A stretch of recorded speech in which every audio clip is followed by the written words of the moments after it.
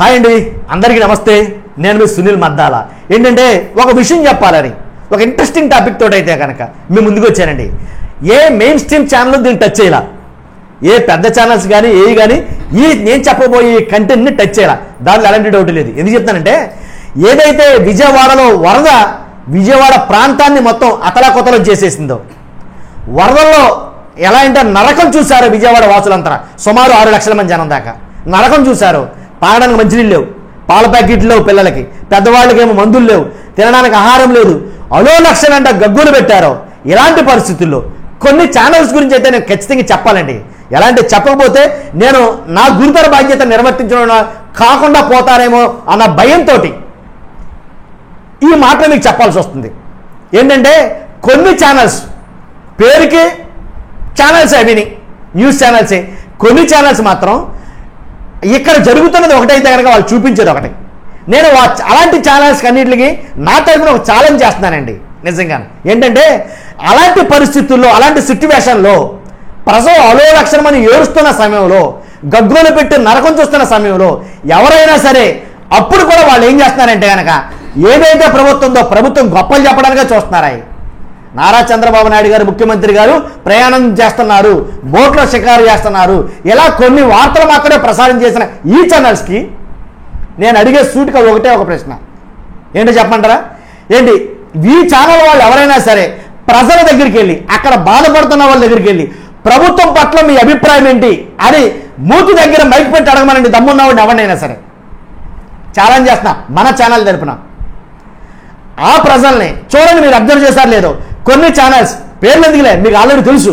కొన్ని ఛానల్స్ ఈ రకంగా నోటు దగ్గర మైక్ పెట్టిన పాపాన పోలా పెడితే బూతులే వస్తాయి, ఎలాంటి డౌట్ లేదు. వాళ్ళ నోట్లోంచి బూతులే, చెవులు చిల్లులు పడిపోతాయి, రక్తం కారిపోతారు అనమాట. అలా మాట్లాడుతారు, ఎందుకంటే వాళ్ళ బాధ వర్ణాతీతం, అది ఎవరు తీలేదు అసలు. కాబట్టి మేము పంపించాం, 4 లక్షలు పంపించాం ప్యాకెట్లు, 5 లక్షలు పంపించాం ప్యాకెట్లు, అఘోరాత్రాలు కష్టపడుతున్నాం అని గొప్పలు చెప్పుకుంటున్న కొంతమందికి చెవులు చిల్లులు పడేలా మాట్లాడతారు అన్నమాట.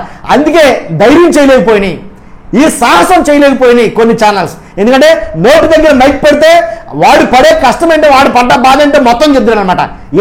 ఇన్ని విభాగాలు ఉన్నాయి కదా రాష్ట్రంలో, ఇన్ని విభాగాలకి ఇన్ని కోట్లు ఖర్చు పెడతారు కదా, తుఫాను హెచ్చరికలు ముందే తెలియదా అని అడుగుతాడు. నిజం. కాబట్టి ఇన్ని విభాగాలకి ఇంతమందికి జీతాలు ఇస్తున్నారు కదా, తుఫాను హెచ్చరికలను ముందే గమనించి మమ్మల్ని హెచ్చరించాల్సిన బాధ్యత ఉందా లేదా అని అడుగుతాడు మైక్ పెడితే. కాబట్టి ఎన్ని బోట్లు వచ్చినాయి, మీకు ఎన్ని బోట్లు ఉంచుకున్నారు, జనాలను తీసుకురావడానికి ఎన్ని బోట్లు వాడారు అని అడుగుడు మైక్ ఎడితే. నిజం. పాల ప్యాకెట్లు పంచామని చెప్తున్నారు, లారీతో తెచ్చామన్నారు, పాల ప్యాకెట్ 180 రూపాయలకు కొన్నాం అని వాడు మైక్ ఆ నోటి దగ్గర ఎడితే ఖచ్చితంగా చెప్తాడు. పెట్టే సాహసమే చేయలేదు, సాహసం కాదు అసలు పెట్టే ధైర్యం చేయలేదు ఏ ఛానల్ కూడా. నేను మొత్తం అన్ని ఛానల్ అబ్జర్వ్ చేశా. నేను చెప్తాను కదా, వాస్తవానికి ఒక 10 ఛానల్ మెయిన్ ఉంటాయి కనుక 10 ఛానల్లో ఒక 9 ఛానల్ వరకు కూడా ఏ వరద బాధితుడి దగ్గర మైక్ పెట్టే సాహసం చేయలేదు. ఈ రోజు పడుతున్నాయి మైకులు నోట్ల దగ్గర, మూతుల దగ్గర. ఈ రోజు మాత్రం ఖచ్చితంగా. ఏంటంటే ఇప్పుడు అడుగుతున్నారు, ఎలా ఉంది ఏంటి, ఏం చేస్తున్నారు మీరు, పర్వాలేదా ఏంటి అని అడుగుతున్నారు. కానీ సూటిగా ఒక ప్రశ్న అడగలేకపోతున్నారండి వీళ్ళు. ఏంటి ఆ ప్రశ్న చెప్పంటారా? ప్రభుత్వం అన్ని రకాల మిమ్మల్ని ఆదుకుందా లేదా ఈ వరద సహాయక చర్యల్లో భాగంగా అని ఒక మాట అడగలేకపోతున్నారు.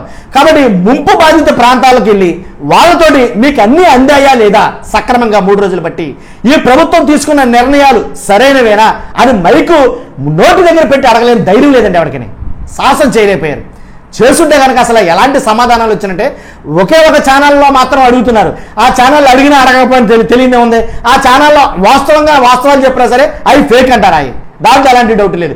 కాబట్టి నాకు నిన్నటి నుంచి ఈ 3 రోజుల నుంచి కూడా నాకు వచ్చిన ఆలోచన ఇది, అర్రే వీళ్ళు ఎందుకంత ధైర్యం చేయలేకపోతున్నారు, ఎలాంటి వాళ్ళందరూ వెళ్ళి ఇప్పుడు పెట్టాలి కదా నోటికాడ మైకులు, మూతుల కాడ మైకులు పెడితే అప్పుడు చెబుతున్నా సమాధానం జనాలు అని అయితే కనుక అనిపించింది. దీంట్లో వాస్తవం ఉందంటారా? పెట్టే ధైర్యం చేశాడంటారా? ఎవరన్నా చేయలేదు. కాబట్టి నేను బాగా నిశ్చితంగా పరిశీలించి అబ్జర్వ్ చేసిన మీదటే నేను ఈ మాటలు మాట్లాడుతున్నా. కాబట్టి ఇప్పుడు పెడతారు మైకులు, ఏమనంటే పెట్టిన మైకుల్లో కూడా సరైన ప్రశ్నలు అడగటలా. ఎంతవరకు ప్రభుత్వం సక్సెస్ అయ్యింది వరద సహాయక చర్యల్లో భాగంగా అలాంటి ప్రశ్నలు అడగట్లా. ప్రశ్న అడిగితే దెమ్మ తిరిగిపోద్ది అన్నమాట అవతలకి సమాధానం వచ్చిన సమాధానం చూస్తే కనుక.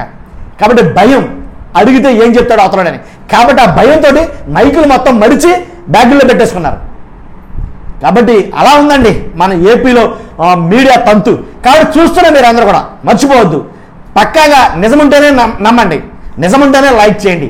లైక్ చేసిన బాధ్యత ఉంది కాబట్టి లైక్ చేయండి. ఇది ఎక్కువ మందికి ఇన్ఫర్మేషన్ షేర్ అవ్వాలి కాబట్టి మీరు ఖచ్చితంగా లైక్ చేయండి, సబ్స్క్రైబ్ చేయండి, ఈ వీడియోని షేర్ చేయండి. Thank you very much.